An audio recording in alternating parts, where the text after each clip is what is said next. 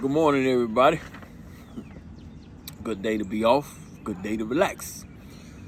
All your safety professionals, I hope y'all having a great day and a safety project, whatever you got going on. First thing, let me say this.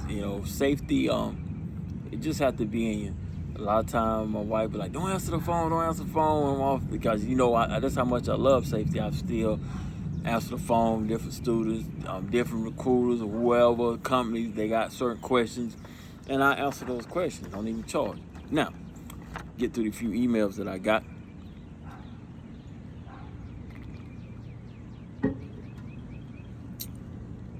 All right. First, I'm going to speak about my last assignment, crane retraining, and also I got permission from the owner and the VP. Not going to mention the company name, but they gave me permission to talk about this. Especially the owner, he was kind of upset. Crane retraining that I just facilitated in Salisbury, North Carolina. I wouldn't have to be there if the safety manager was doing your job. Six crane operators had to get retrained. And I charged $1,000 a piece for a 3-day class. So the problem was when OSHA came out, they didn't even do their crane inspection. And and the crane operators, their argument was they was told they only had to do it every other day. They didn't have to do it every day. OSHA came, bing, bing, bing, bing. You know what I'm saying? And defense to the owner, like the owner said, and I'm gonna repeat his words that he allowed me to say, I'm sick of this shit. I'm paying you to keep my guys in check. And now I got to pay Mr. Clarence $1,000 to come out here and retrain y'all. Yeah, he was he was kind of hot, but he got a good point. You know what I'm saying? If you're paying a safety manager, then you have to pay me to come out. You got a serious problem. And now I know a lot of people gonna get upset about this, but I'm speaking from an owner perspective. It is what it is. You don't have to take it personal. If I'm working for your company and y'all getting so many violations that you have to bring in outside help, you don't need me there. You don't. But a lot of times we'll do compliance on non-compliance. And what that means is, okay, I got a house payment, so it's called job security.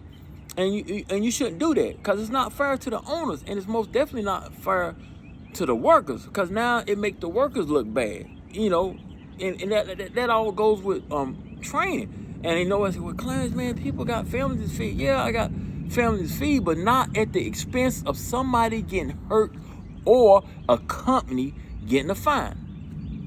No, I'm debt free. I don't owe nothing. All I gotta do is pay taxes on all my cars and my property every year. That's all I gotta do. I ain't got no mortgage payment, none of that.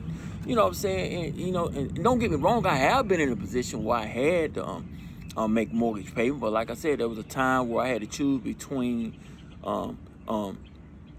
violating OSHA regulations so a project can go on, or losing a house. I lost the house. You know what I'm saying? At the end of the day, they say, he ain't gonna, he could have signed off on that, such, he just trying to be strict. I'd rather for you to say that than for me to sign off on something, make my house payment, and somebody get hurt, and then you can say, this person was hurt on accountability of Clarence Daniels. No company out there can ever say that. Okay?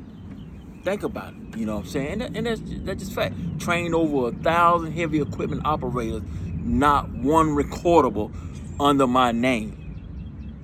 Holler at you. You know what I'm saying? And can back it up. If I back it up, okay, you're going to give me $1 million. You know what I'm saying? You know what I'm saying? Push the receipts. All right, moving on. Okay, so I'm going to answer the next question. So let's get to the people, you know what I'm saying? So retraining y'all guys out there on your crane, make sure you do your inspection. Yes, Davis, when you do the full inspection, okay? Don't put your company in jeopardy. All right. Or they're going to have to call me to come out, or whoever, or another safety professional. And one thing I'm going to say what this owner said, that he had other safety professionals to come out, major companies, big time companies. And his employees didn't retain the information properly. And he said he remembered me from 4 years ago when I trained his forklift operators.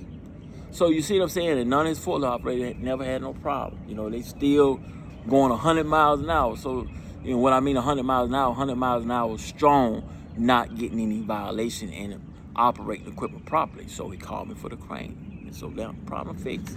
You know, and his fines was reduced. See that? I like that. Okay.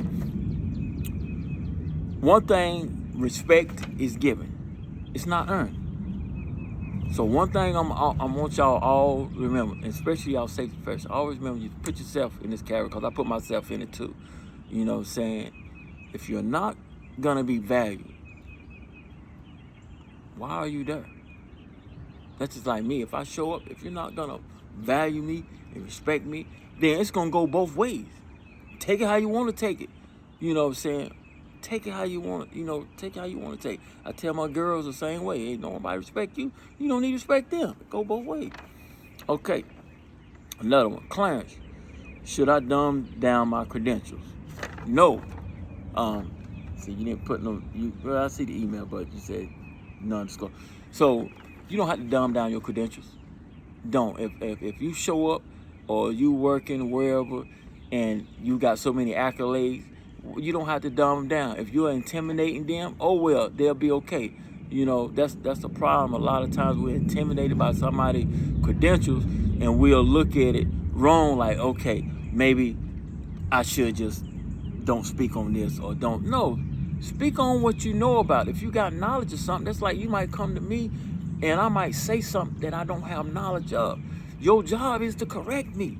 Iron sharpen iron. You know, I'm not going to feel some type of way.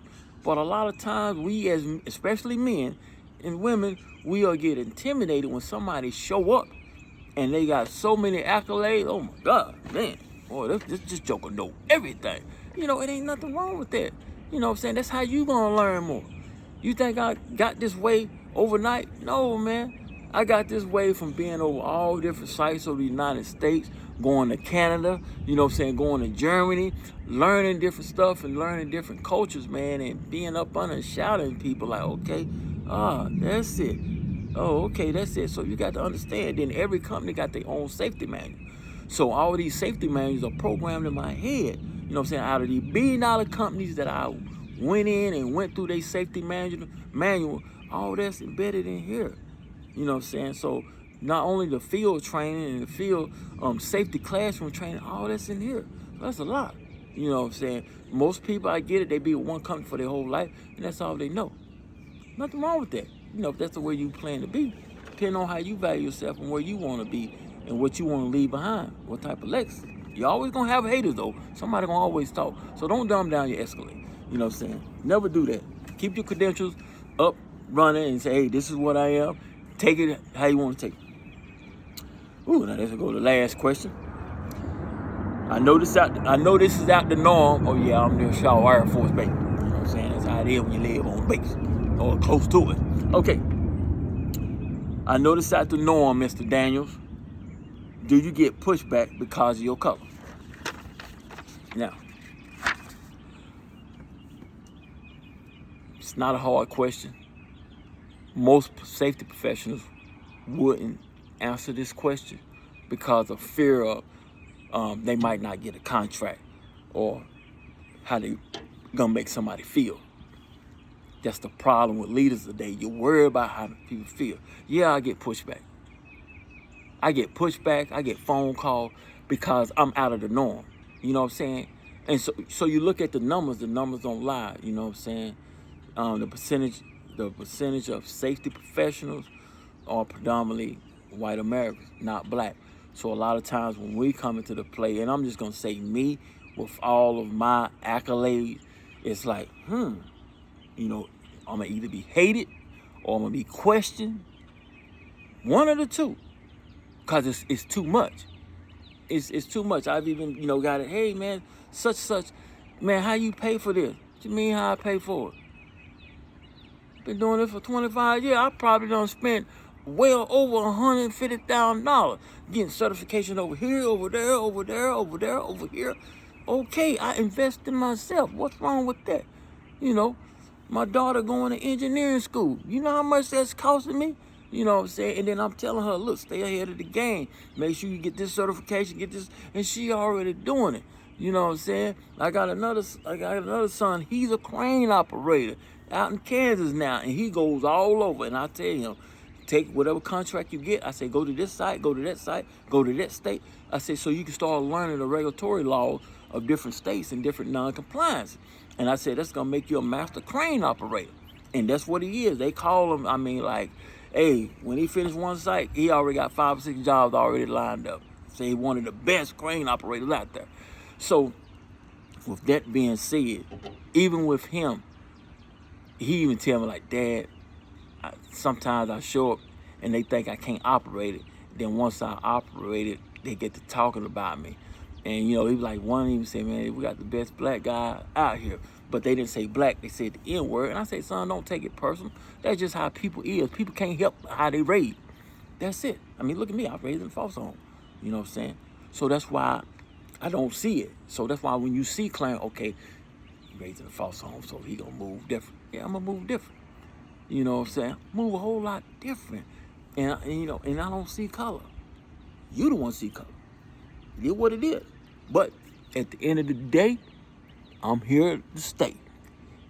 And I'm gonna keep getting smarter and smarter and smarter and smarter, and prepare myself and enable myself to help any company out here in America to make sure that they stay in compliance.